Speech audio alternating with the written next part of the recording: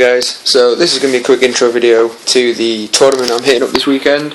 This is the Friday morning before the tournament, fairly early, so I apologise if my voice sounds a little cracky or croaky. It was a late night last night getting all these guys finished. You can see in the picture there they're all done and all painted and all based. This video is just going to be that image all the way through, so don't feel you have to sit here and watch it, because this is just one of those videos where you can have on in the background, because I'm just going to talk through my IMA list and the tournament in general. So the tournament this weekend is the Student Nationals, and for those that don't know, it's a tournament held in the UK where all the universities of the UK that have a particular wargaming society send a team of competitors to participate in different events ranging from wargaming right the way through to LARPing and role-playing. And me myself, I'm going in for Warhammer Fantasy, as you can see by Warriors of Chaos. The tournament consists of 5 games. They are scored with the 0 to 20 rating. So again, for those that don't know, that the 0 to 20 rating basically gives you a comparative score out of 20 based on the margin of victory you have over your opponent. So for example, if it's a tie, the victory points are split 10-10, and if you get a massacre, then the victory points are split 20 to you and 0 to your opponent. And then all the different ranges in between give you, say, 19 to 1, 17 to 3, etc, etc, etc. It's a fairly good way to score systems, in my opinion. I do like that system, as it does create a more competitive environment and a more friendly environment, because it means people have more inclination to play out all the games, because you can always pick up points and reduce your loss if you're losing heavily. And also there is a painting score. This is the bit where I was quite disappointed about, because there is a painting score which gives you another 20 points or 30 points, something like that. And I really wanted to get a display board finish for these guys, because it's a really easy way just to get maximum points. The armor's looking pretty nice as it is, in my opinion. Considering the fact that I did paint that entire army there, every man, dog and war beast was painted in less than 3 weeks' time. So I really had to slam the army list out in time to get this finished. However, I would like to get a display board done just to solidify those maximum painting points, because I'm going for the win in this tournament. I'm representing my university and wearing my colours, so it'd be a good thing to come home with the win, and those painting points is really quick and easy way to bump up the score. So I was disappointed to not have time to get a display board done. However, the army's looking quite nice, considering it's 3 weeks work for an entire army. So that's kind of the lowdown of the tournament. Say it's 5 games, they're all scored 0 to 20. It's 3 games on the Saturday and 2 games on the Sunday. I'm going to try and make a report of every single game as detailed as possible, but sometimes you just forget to get the camera out, or you forget to take a certain picture, or the battery dies, or sometimes your opponent just isn't cool with you taking pictures. I think these things can happen, but I'll do my best to get the reports out to you guys.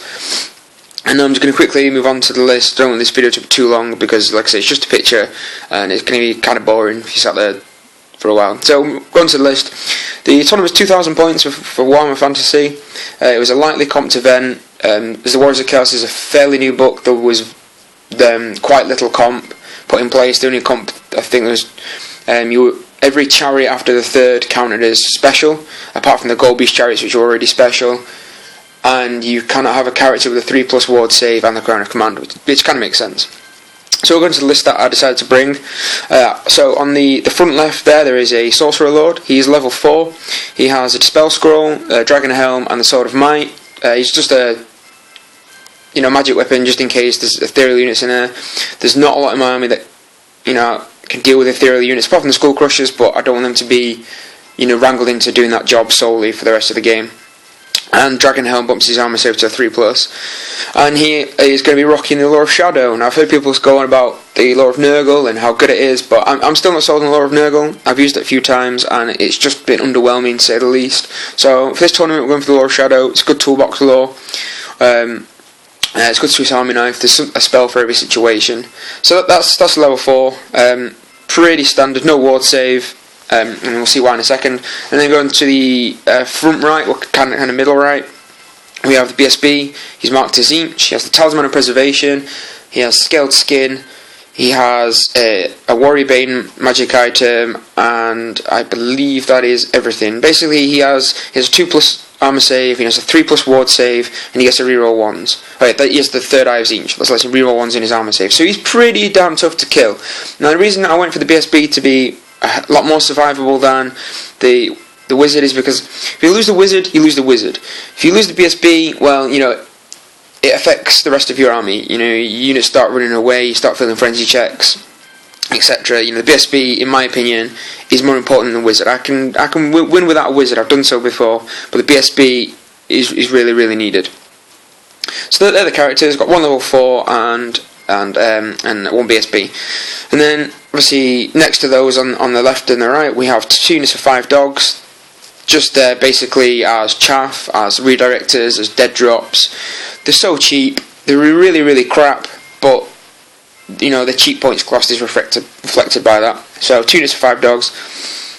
And then going into the centre, we've got 2 big blocks of warriors. We've got 2 blocks of 18 warriors. The one on the left is marked to Nurgle. They have halberds, full command, and they have the banner of discipline. Makes them leadership 9, the general goes in that unit, bubbles out leadership 9 to everybody, and their strength 5, initiative 5 warriors, they just, they hit like a ton of bricks. And then on the right hand side, we have a unit of 18 warriors marked to Tzeentch with shields, and they also have full command, no magic banner. That unit there has a 3+ armor save and a 5+ parry save. The BSB goes in that unit, and they've just become a really, really tough nut to crack. Plan is at some point just to get Occam's Man Razor off on that unit, just because they're really, really defensive, and then Occam's makes them really, really killy as well. I really like that Tzeentch unit. There's a lot of debate on the hand weapon and shield combo, but when you start rolling 5+ parries against things like great weapons, stuff that ignores your armor save completely, they really do pay for themselves. Okay, so moving on to the back, there's a unit of 3 Skull Crushers. I was just have a musician, simple, marked to Khorne. They're just going to be a hammer on one flank.